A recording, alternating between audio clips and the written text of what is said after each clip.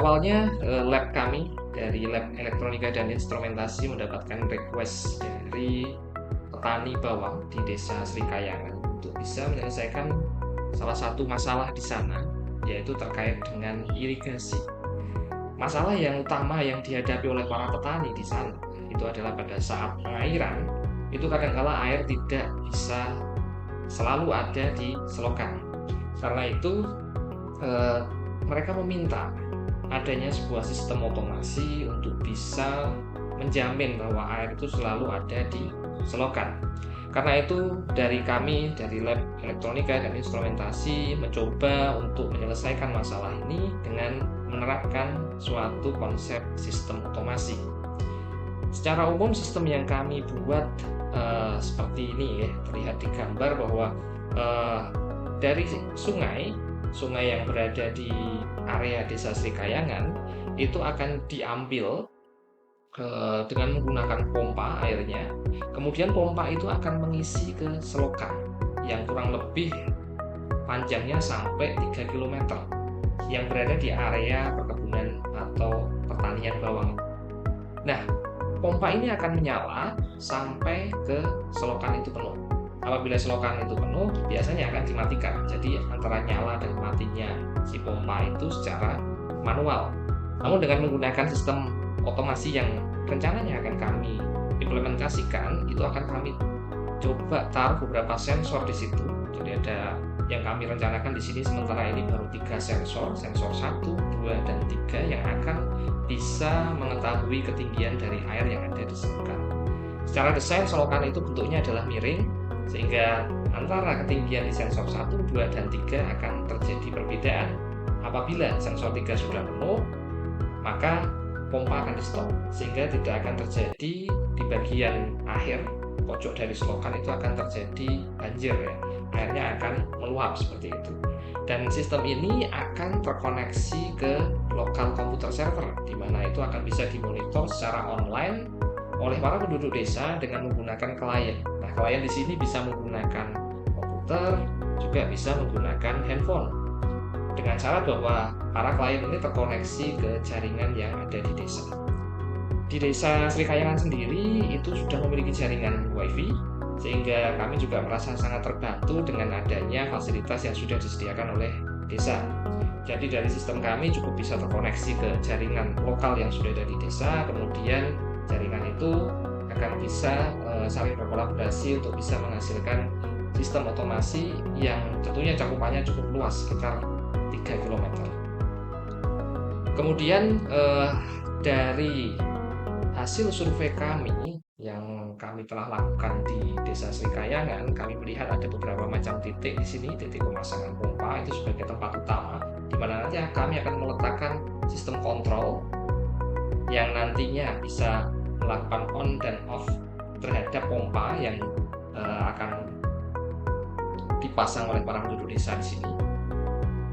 Dan ini adalah lokasinya, lokasi dari sungai itu sendiri, yang kami mendapatkan informasi bahwa sungai ini tidak kering, jadi memang akan selalu ada airnya di situ. Kemudian di sini adalah cara kerja dari sistem itu sendiri. Kami dari Lab Elektronika dan Instrumentasi di sini mendesain sebuah perangkat IoT yang memang berfungsi untuk membaca ketinggian dari selokan, ketinggian air di selokan. Kemudian dia bisa mengirimkan datanya ke server pusat, dan kemudian ada satu alat lagi yang IoT juga, dia digunakan untuk bisa melakukan on dan off terhadap pompa yang nantinya disediakan oleh desa.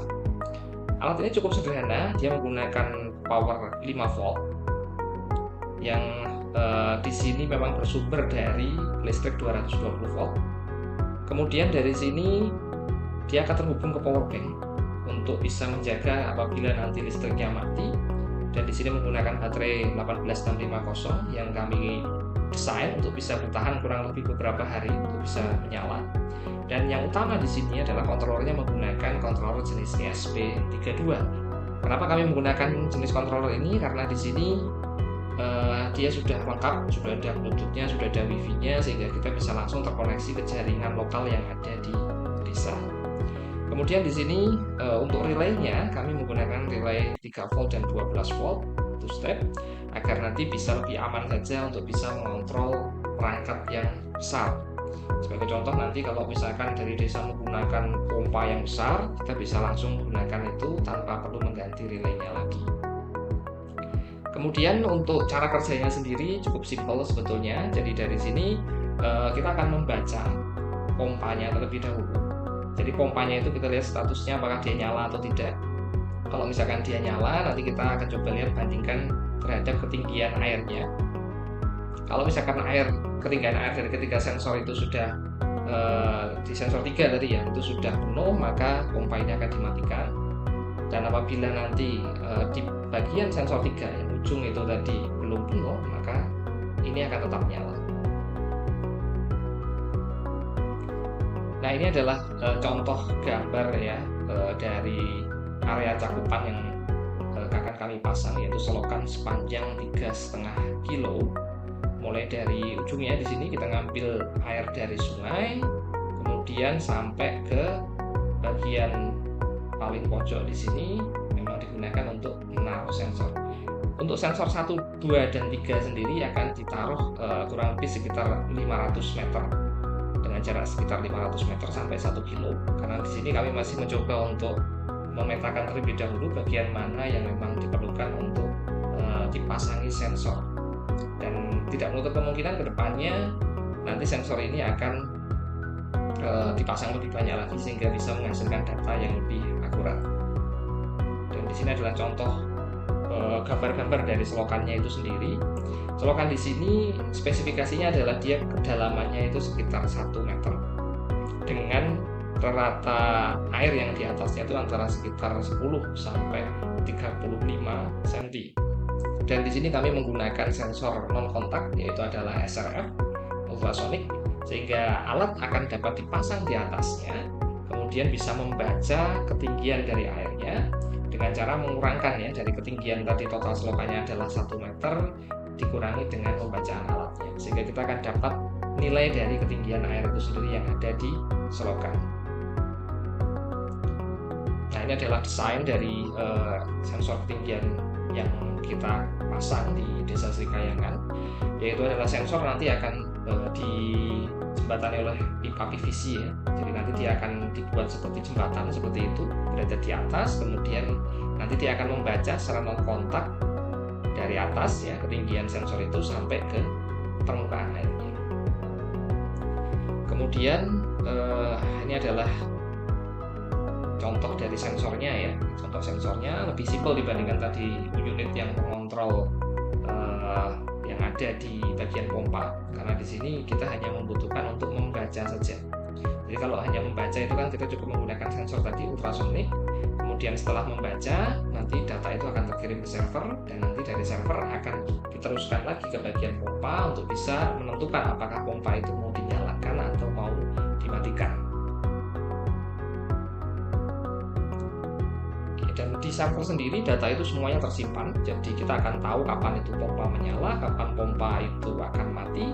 Kemudian kita juga punya log di mana kita akan tahu ketinggian air itu kapan saja, dan tidak menutup kemungkinan kedepannya nanti kita akan melengkapi sistem ini dengan adanya artificial intelligence untuk bisa lebih akurat lagi untuk penghematan daya tentunya, agar nanti pompa itu bisa menyala secara optimal, waktunya kapan, waktunya mati kapan, waktunya hidup kapan, dan tentunya bisa menjamin bahwa keseluruhan dari selokan itu selalu terisi, sehingga pada saat akan dimanfaatkan oleh para petani dalam melakukan pengairan atau irigasi itu bisa selalu ready.